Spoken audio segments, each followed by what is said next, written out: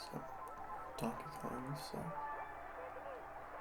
Oh, shoot, hi. How long have you been there? Did I keep you waiting? Today, I'm going to be listening to every single Fall Out Boy album. I've already done this with Imagine Dragons and Panic at the Disco, but Fall Out Boy sort of falls in the middle of those two artists. Whereas Imagine Dragons is an artist that I basically didn't know at all besides their biggest songs, and Panic was an artist I knew all too well, Fall Out Boy pretty much goes right down the middle of those two. I'm quite fond of them to the point of actually going to see them live 2 years ago, but they're not usually an artist that I seek out during my day-to-day listening. As a result, it's been a bit of time since I've actually intentionally gone back to revisit their music, so that's what we're doing today. Today we're going to revisit Fall Out Boy's entire library of albums and see just how much my preferences have changed. Because if my current taste is anything like it was around a year ago, it's going to be one controversial video. So sit back, relax, and enjoy, because I listen to every single Fall Out Boy album, so you don't have to.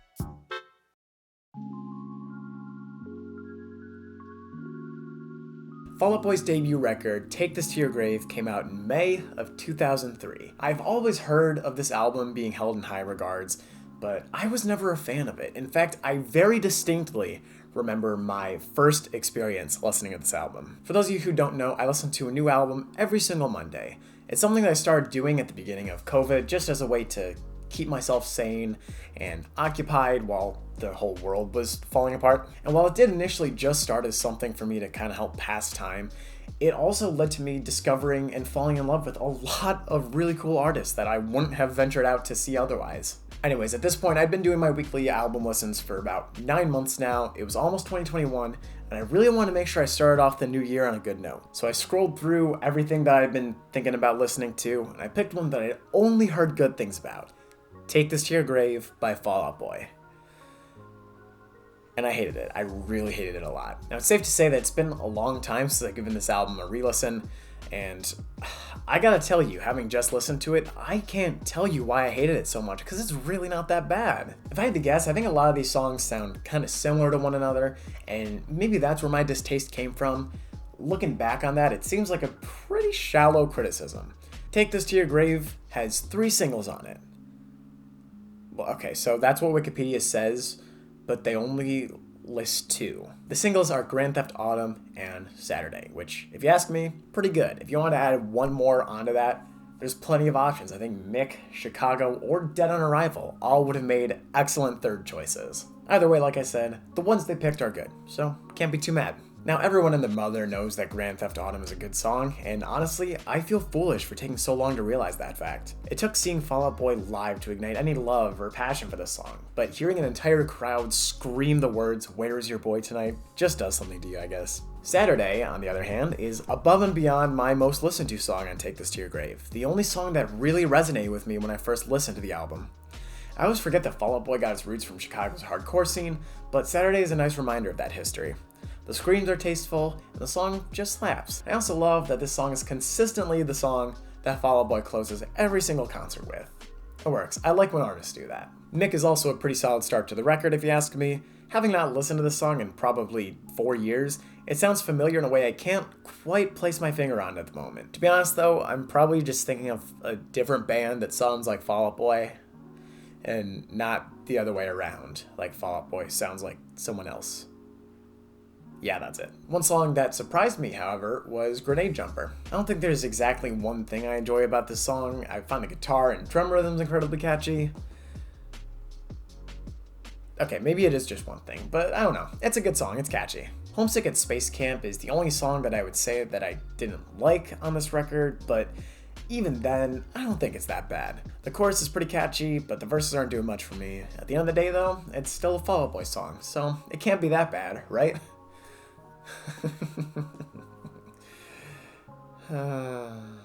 All around, I think I was a little baby when I listened to Take This to Your Grave for the first time. I hate that I just did that. Legitimately, I cannot tell you why I had so much distaste for this record 4 years ago. It's great, it's influential. Good music.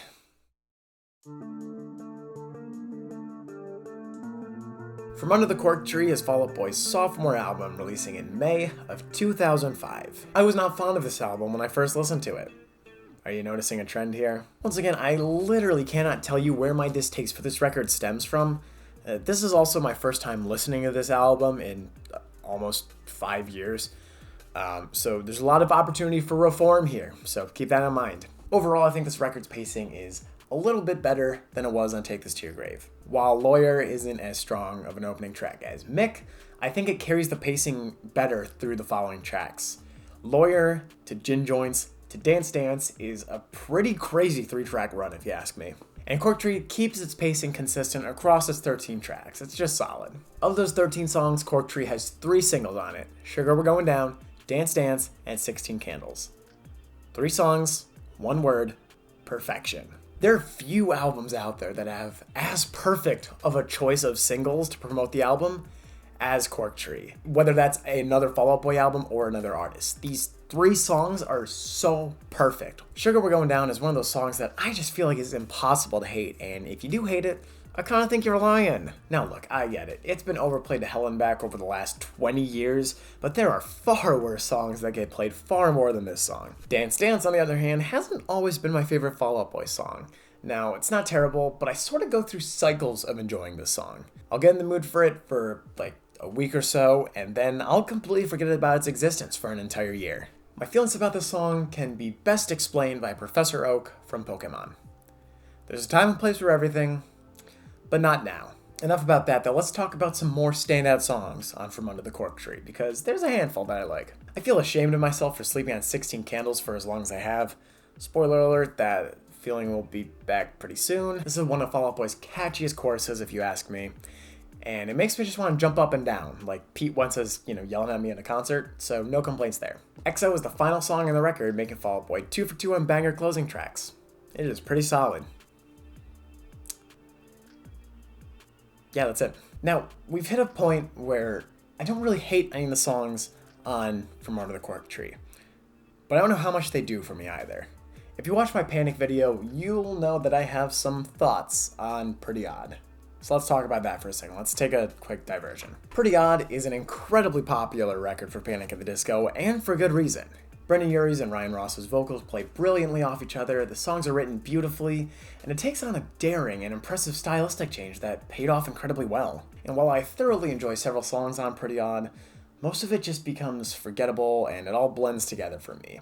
And that's sort of sadly how I feel about Take This to Your Grave and From Under the Cork Tree. And I don't think they're bad or anything, just like I don't think Pretty Odd is even that bad of an album. It's just not an album that I would go out of my way for. Anyway, I don't think my rankings are going to be that controversial at the end of the day, but I'll let you guys all decide that once it's all said and done. For now, let's move on to what used to be my favorite Fall Out Boy record.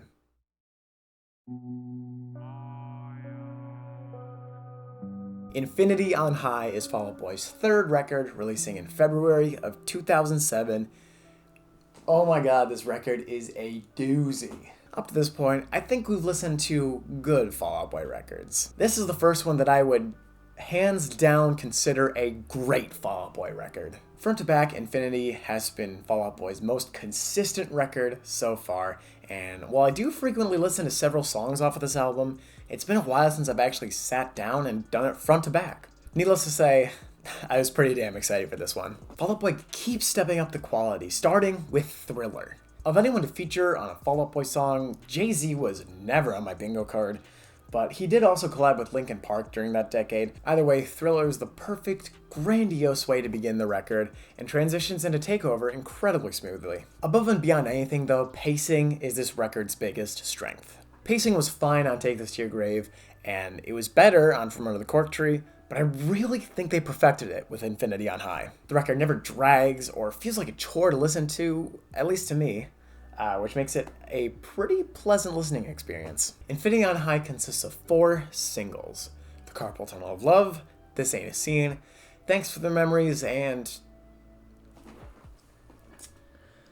I'm Like a Lawyer with the Way I'm Always Trying to Get You Off Me. Even if these 4 songs can't stand up to Cork Tree's roster of singles in terms of quality or in terms of consistency, I think they still work incredibly well. It's been almost 5 years since I last listened to Carpal Tunnel, and I can finally say that I get the hype. I think the song is so much fun from a rhythmic, instrumental standpoint, and that Patrick's vocal performance really shines throughout the entire song. One thing that shocked me was how few streams this song has, but you know, who am I to judge? As everyone knows, of course, Memories is a banger. I have to admit, I'm a bit biased to the song, as this is the one that got me into Fall Out Boy. Huge shout out to Nate Wants to Battle's cover of this song, and just Nate Wants to Battle as well. My brain chemistry was forever changed as a result of him and his covers. In terms of deeper cuts though, I've got a few that I adore. One I latched onto during my very first listen was The Afterlife of the Party. I love the slower feel that this song has compared to others on the record. It's not dormant or boring by any means, but it's a pretty interesting change of pace. I also find the subject matter of the song pretty interesting, and while the chorus can be a little bit repetitive, it's not enough to make me hate the song. Bang the Doldrums is another song I find myself returning to quite frequently. I can't tell you why, but the song has always made me picture a Viking crew braving a fierce storm. Maybe it's the yo-ho-hos in the chorus. Okay, it's definitely the yo-ho-hos in the chorus. Either way, it's incredibly catchy and bouncy, if that makes sense. Certified head-bobbing banger. My favorite song on Infinity, however, has to be You're Crashing, but You're No Wave.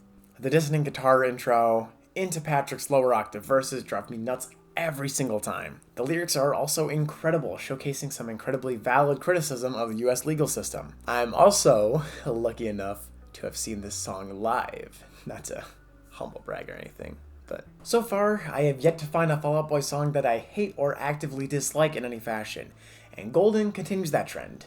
It's just okay. It's not horrible, it's not amazing, it's just okay. At the end of the day, it's a good song on an album full of masterpieces. With that, we have finished up Infinity on High. Little did I know though, Fall Out Boy was just starting to cook.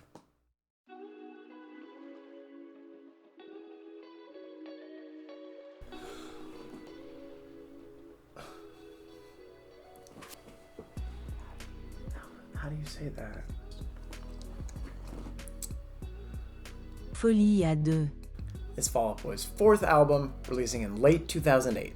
This is the part of the video where I make a painful confession. My first listen to this record was painful, but not for the reason you might think. As opposed to listening to a terrible album, where I was forced to sit through 40 minutes of mediocrity, I instead beat myself up for 50 minutes and 34 seconds for not listening to this album sooner. Folie à deux Is the Fall Out Boy album that ruined all other Fall Out Boy albums for me. We start off with Fall Out Boy's best opening track on any record, Disloyal Order of Water Buffaloes. Water Buffaloes is grandiose, powerful, and reflective all at once. Something primal in me activates anytime I hear the organ intro to this song, and the chanting of Detox just to Retox, it's unparalleled.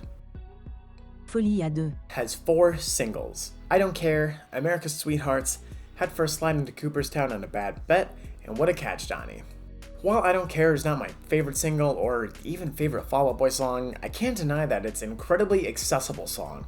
If the goal is to get a song on the radio and get fans invested into the band, I Don't Care is definitely the song on the record to do it. Honestly though, I think my favorite of these singles is Cooperstown. This song might just be my favorite vocal performance from Patrick yet. Like I mentioned with Crashing on Infinity, I love when we get to hear Patrick dip into those lower octaves. This performance is paired quite nicely with driving rhythms from the drums and guitars, and the subtle horns in the background are a nice touch too. For my first listen to this record, however, She's My Winona has always been my favorite song, and I really don't think we're talking about it that much. The drums and guitar in the intro get me so pumped no matter where I'm at or what I'm doing. This is honestly a top 5 Fall Out Boy song for me. And as weird as it sounds, I'm sort of happy that it took me as long as it did to discover $20 Nosebleed, because if I had found this in high school when I was at my peak Fall Out Boy Panic at the Disco phase, God, I would have been so much more obnoxious than I already was. Holy crap. $20 Nosebleed is fun. Brendan and Patrick play off each other seemingly with zero effort, and it flows nicely. It almost sounds like a song off of Pretty Odd in the style of Fall Out Boy.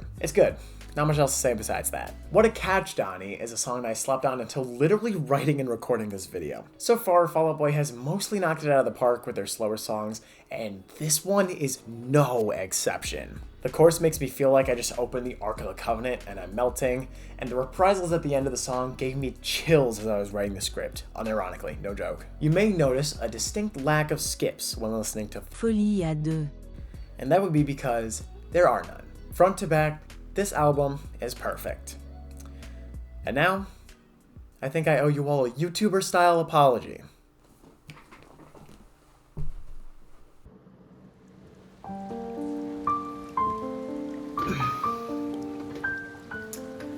Hey guys, this isn't gonna be an easy video for me to make. For years and years at this point, many months and many days, I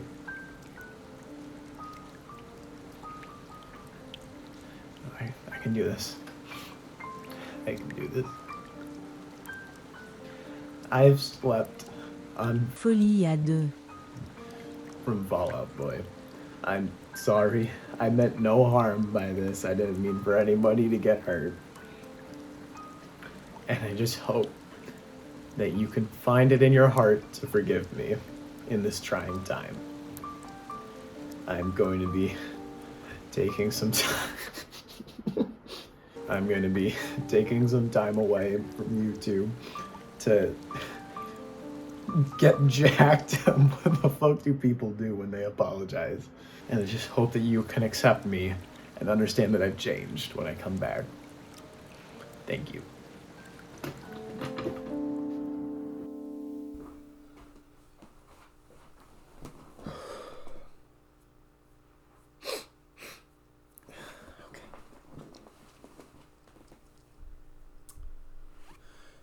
We now also hit a very important point of Fall Out Boy history.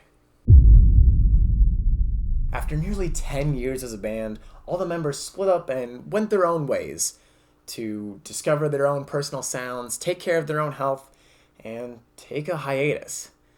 After nearly 3 years, though, the band is ready to come back stronger than ever before.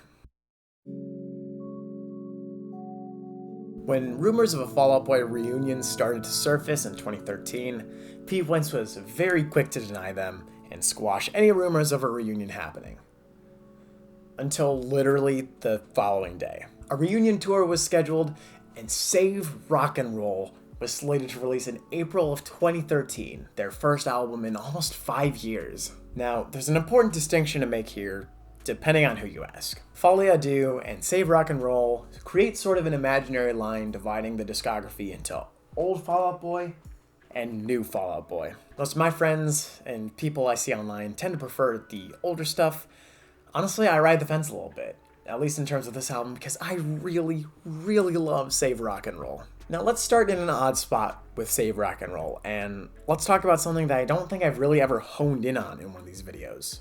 Let's talk about the music videos. A music video for every single song on the album, an overarching story between every single video. I'm a sucker for interconnected story drops like this, so you better believe that I was like foaming at the mouth when I first discovered this during COVID. Beyond just the music videos and those storytelling aspects though, the entire record is just incredible front to back. For years, this has been my favorite Fall Out Boy record, and even if it might not hold that title today, it's still pretty crazy that it holds up 12 years later. The Phoenix is the opening track for this record, and it comes damn near close to outshining Water Buffaloes for me. The Phoenix is a gut punch of adrenaline and energy to start off Save Rock and Roll. It sets the new sound, tone, and pacing of the record perfectly.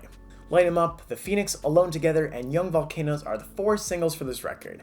And while I enjoy the first 2, I can't say that I completely love the latter. At least I don't think that they're the strongest choices, or at least the ones that I would have chosen to be singles, but I think there are stronger songs. One of those stronger songs would be Where Did the Party Go?, also known as my favorite Fall Out Boy song of all time. The bass line is dirty and gross and full of emotion, the chorus is catchy, the music video is fun, what's not to love? Pete, do me a favor, put this one on the next set list, I will travel far and wide to hear it. If we're talking about Save Rock and Roll though, we obviously have to talk about the title track. Sometimes I forget just how impactful and large Fall Out Boy is, and then I remember they have a song with Elton frickin' John. Hands down, this is Fall Out Boy's best closing track, and I'm not even willing to argue on that. You can take it to the bank. I also feel the need to mention Death Valley, even if it's not a song that I'm as crazy about now as I used to be. Sure, it sounds like it belongs in a commercial for the all-new Chevy Tahoe with the power to take angst everywhere you go, but it's still good. Okay, sue me, this song is cute. And now while I do have a pretty strong attachment to this record, I will admit its faults. Miss Missing You and Alone Together aren't terrible by any means, but I really don't find them groundbreaking. They're not my favorite Fall Out Boy tracks. Rat-a-tat, on the other hand, Rat-a-tat is probably the first Fall Out Boy song I can actively say I dislike. The chorus is sorta catchy, but Courtney Love's performance makes me want to rip out my hair.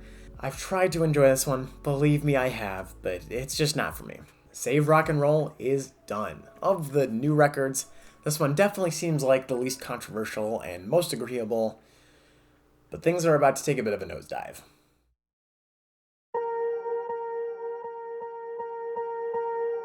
American Beauty, American Psycho is Fall Out Boy's 6th album, releasing in January of 2015. And if you ask me, it's an acquired taste. Now, it's not to say it's bad, because it's not terrible, and I used to be quite fond of this record. While it's nowhere near as strong as Save Rock and Roll or pretty much anything that came before it, there are still some redeeming moments here and there, so let's talk about it. 5 singles were released to promote the album: Centuries, Immortals, the title track, Uma Thurman, and Irresistible. Now, as bland as I find Centuries to be, I won't deny that it has the commanding power to be a lead single. Personally, I'm just mad that this is the song to hit 1 billion streams out of anything on Fall Out Boy's discography, because I really think that there are so many better songs that deserve it more. Of these 5 singles, though, I'd have to say that Irresistible is probably my favorite. Fall Out Boy are continuing their win streak of opening tracks. While Irresistible isn't as powerful as Water Buffaloes or Phoenix, and lacks the staying power that Mick or Thriller have, it's still solid. I'm also going to give it some bonus points for the version with Demi Lovato, which is not something that I normally would have thought that I would enjoy, but on this song, the feature works pretty well. All around, I'm not incredibly fond of the arena rock feel that this album has got going on, if you can call it that. I don't know, it feels kind of dramatic. That being said, there are a few songs on this album that I really do like, so let's talk about those standout songs. Firstly, Favorite Record. Man, I wish this song got more attention and love, because it really deserves it. Favorite Record is cute and charming, and I'm a sucker for a cheeky love song here and there, so Favorite Record does not disappoint in any way. Twin Skeletons is another song that I think is criminally underrated from Fall Out Boy. Second to Save Rock and Roll, I think this is Fall Out Boy's best closing track, and I don't have a huge rhyme or reason, I just think I really enjoy it. Now, in terms of songs that I don't enjoy, it's sort of a complicated issue, so let's start with the ones that I actively avoid. We already talked about Centuries, so I won't spend any more time whining about it. Instead, let's talk about Immortals, one of my least favorite Fall Out Boy songs of all time. I find the instrumentals of the song pretty annoying and the writing pretty bland. Beyond pure blind hatred for overplayed songs and movie soundtracks, though, a lot of this record is really forgettable if you ask me. 4th of July, Jetpack Blues, Novocaine, The Kids Aren't Alright, and Uma Thurman just don't really do anything for me. They're not that bad, but I'm just really not blown away by anything there. Whatever though. At the end of the day, if you like those songs, good for you. I'm happy you can find something to enjoy in them. For me, I don't really have time to waste lamenting on days of Fall Out Boy past. It's time to move on to Fall Out Boy's next record. This one's not gonna be easy.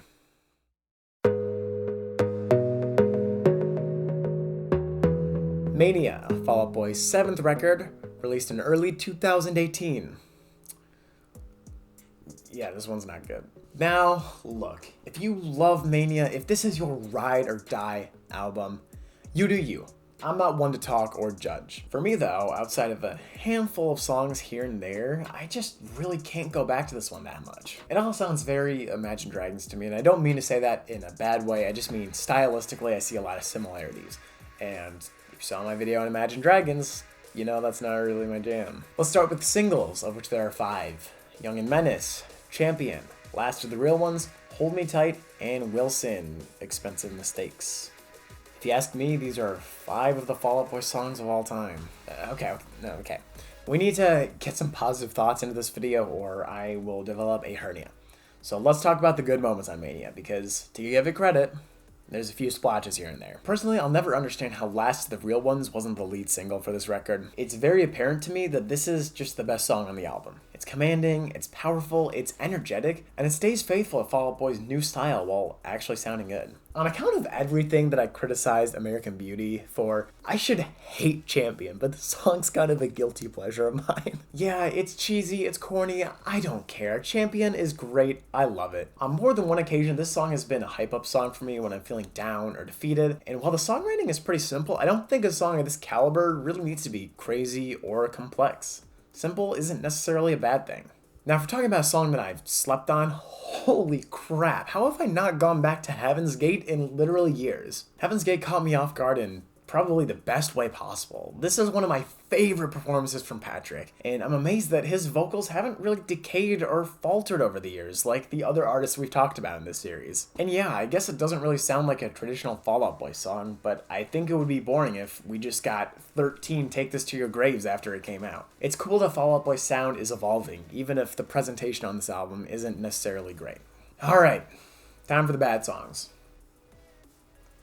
How much time you got? Hold Me Tight is sort of controversial for me. I used to really like it, and I still find the chorus melody super catchy, but the lyrics feel so bland and uninspired. Overall, the song doesn't really do that much for me, but there have definitely been worse songs on this list. Young and Menace. All I wrote for this song were the words actively annoying. And yeah, that seals the deal.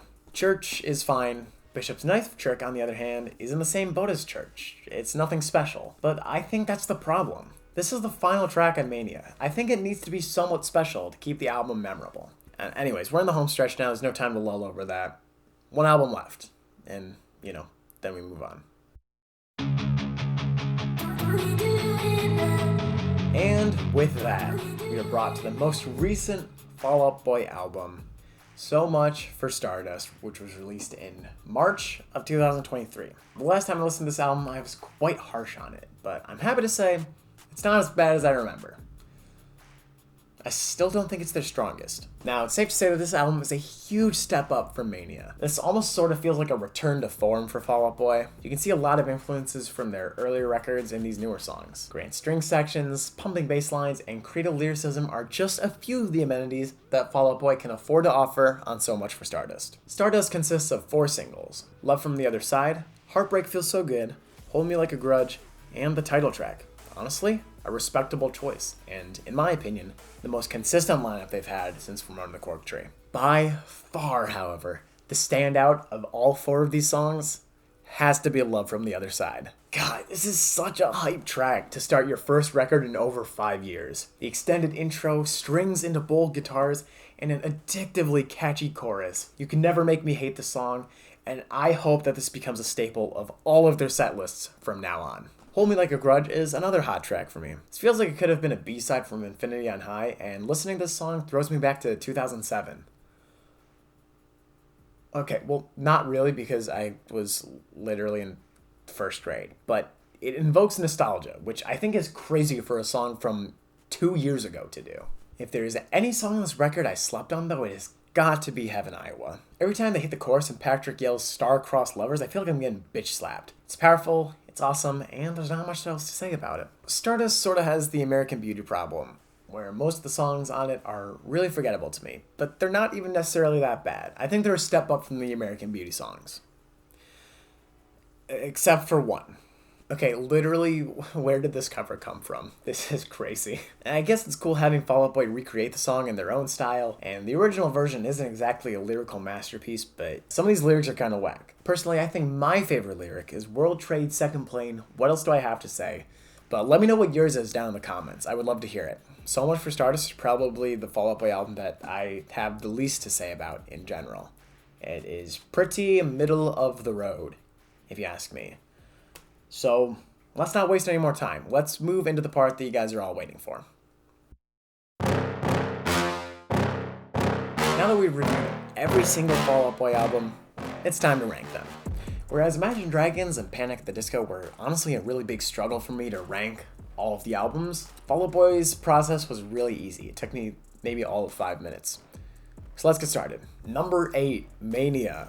I wish I can enjoy this album because I think there are some really cool stylistic choices and influences that come in, but they're just presented so poorly. At the end of the day, I would rather listen to any other Fall Out Boy album than Mania, so that sadly cements its position on the list. Number 7, American Beauty, American Psycho. This was a tough choice because this used to be, I think, number 2 for me. I basically had to put this one next to number 6 and compare the songs that I enjoyed and the songs I didn't. And it just came out that I liked the songs on the next one better than the songs I like on this one. So That's about sums up where American Beauty ends up on. Number 6, So Much for Stardust. Sort of the rationale I had was that I'll take Love from the Other Side over anything on American Beauty any day of the week. So Much for Stardust is cute. And that's kind of all I've got to say about it. Number 5, From Under the Cork Tree. Look, I don't know what it is, but this was an incredibly hard record for me to listen to. Like, I enjoy it. It's a really good collection of songs. There's not really anything bad on it. But whenever I would listen to this album for the video, I would find myself daydreaming or switching off to another Fall Out Boy record before this one even finished. That being said, it's still good, and it's good. Fucking amazing case stall. You should be a fucking lawyer. Number 4, Take This to Your Grave. This used to be number 8 for me, so congrats, I'm reformed. I gotta give this album a lot of credit for inspiring a bunch of my favorite artists today. It's influential as hell, and I'm sorry it took me so long to recognize that. Number 3, Infinity on High. Like I said earlier, we're moving out of good territory. We're moving into great. Infinity on High is honestly better than great. It's awesome. This album is consistent and has amazing pacing, and you can take any song from this record and throw it on one of those garbage 2000s emo throwback playlists, and it will fit in just fine. Number 2, Save Rock and Roll. This is definitely a personal bias for me because this is the first Fall Out Boy album that I really latched onto. Is like, yeah, I really enjoy this. I really want to go revisit this. And I stand by that. Save Rock and Roll is so damn consistent to this day, and it's a perfectly fitting record of a return from hiatus. And of course, number 1, Folie à deux. God, please forgive me for taking so long to get to this record. I promise it wasn't out of malice. It was just blissful ignorance. Folie à deux. It is great. No skips. What else do I have to say? So we're also going to try something new with this video. This segment is going to be called For Fans of Fall Out Boy. If you're a fan of Fall Out Boy, here are my recommendations for some other amazing artists that you should check out. Now let's start with 2 bands who have been at the center of my obsession for the last 2 or 3 months. State Champs and Neck Deep. Both of these bands have been kicking it since the early 2010s and bringing a punch to the pop punk scene over the years. I'd recommend starting with The Finer Things and Life's Not Out to Get You, but you also can't go wrong with either of their self-titled albums from last year.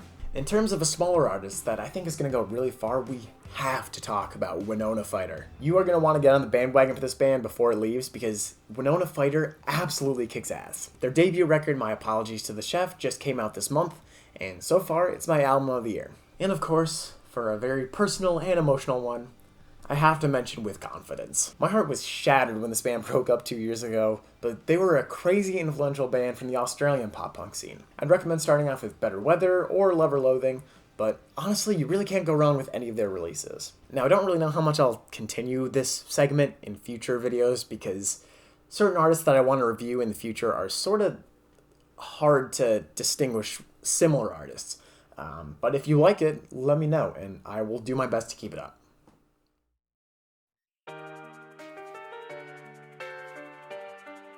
So Fall Out Boy has been a very different listening journey from either Imagine Dragons or Panic at the Disco.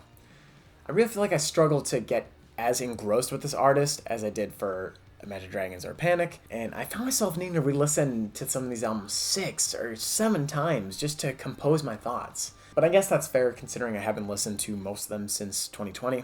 And either way, it was still a blast to relive this music and kind of re-experience my taste from high school. Fall Out Boy was a really important band for me as a teenager because they inform a lot of my current taste in music, and they've held an incredibly special spot in my playlist over the years. And if I was going to put money on it, I would bet that they are going to keep holding that for a few more years.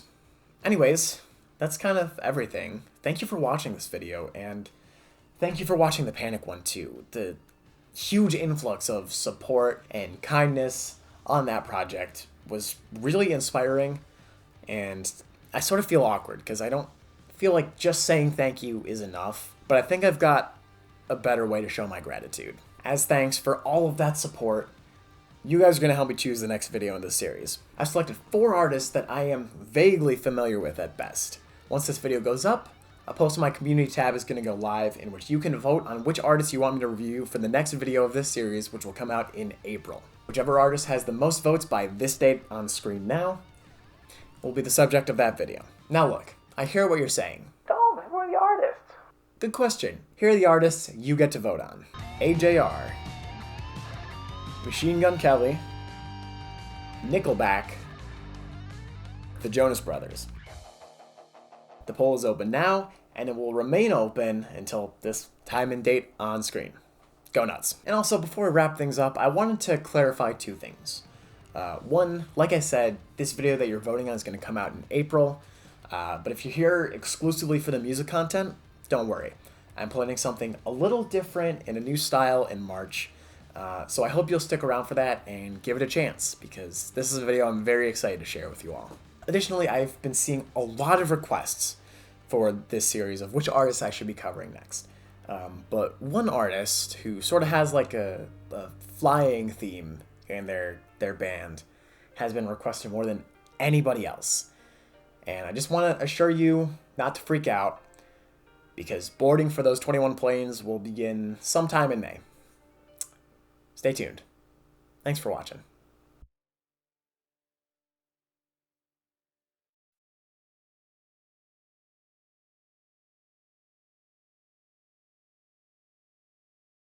And I stand by that. Safe Rock and Roll is so damn...